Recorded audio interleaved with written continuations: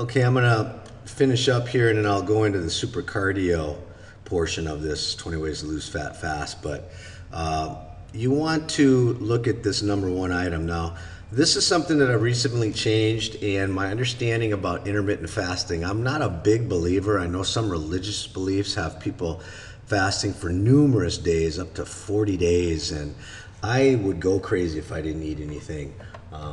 But the intermittent fasting could be, a window of time on that day after your carb day where you just eat.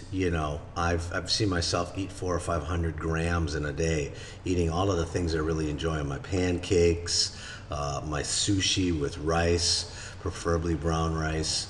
I've been so crazy as to have one of these big pieces of chocolate cake and ice cream. I go for all of the things that I really enjoy on my carb day, but the other days of the week I'm like on point. So, this is where people just don't understand the process. But when you're eating all of these items on a given day and you put them within a specific window of time, a 6 hour window or so during your cheat day, and you have these meals, you're going to be eating carbs mainly. You're not going to eat vegetables. You're not going to eat, tons of salad. You're going after the carbs that you really missed out on. You can eat, a fairly hefty amount, but you're going to feel full when you drink lots of water. You're just going to be amazed at how full you feel. And following that particular day, what happens is, because you've had so many carbs on your cheat day, you literally wake up the next morning and you're not even feeling hungry. So I have really relaxed this eat every 2 to 3 hours, and I'm actually experimenting with now stretching it out as far as I can. And what you end up seeing happen is that on some days you might only have 4 meals, some days you might have 3, some days you might have 5. And if you look at the total calories saved, you might save yourself several thousand calories of not eating if you're not necessarily hungry. We are programmed to eat based on historical eating patterns, sitting in front of the TV, going out with friends, holidays, things that come up. We overeat on cue. We see a commercial, we hear a song, it reminds us of a certain food or what we were doing at a certain point in our life that involved food. Next thing you know, we're eating unconsciously. So I have a really good recommendation on a book. I'll put that up on the wall with a quick review about it, but it's really interesting, the psychology behind why we eat.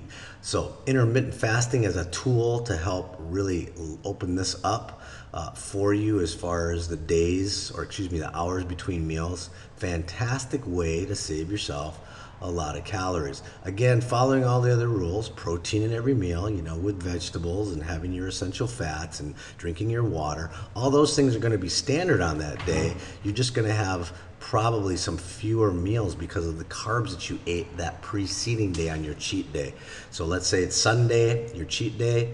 Monday morning, you might do fasted cardio, and then decide after that to do some stretching and or go get ready for work. So have a protein shake, prep for work, and then eat the 2 hard-boiled eggs with some nut butters, and that'll carry you to a snack and probably lunch, so that you can have a fairly good sized salad and some chicken or fish or meat, and the oil dressing, and again more water throughout the day. You'll find yourself really, really full on that day following your cheat day. And then the next day, of course, we would go into our baseline or our depletion day, which we'll talk about those advanced strategies once we all have this clean house stuff down.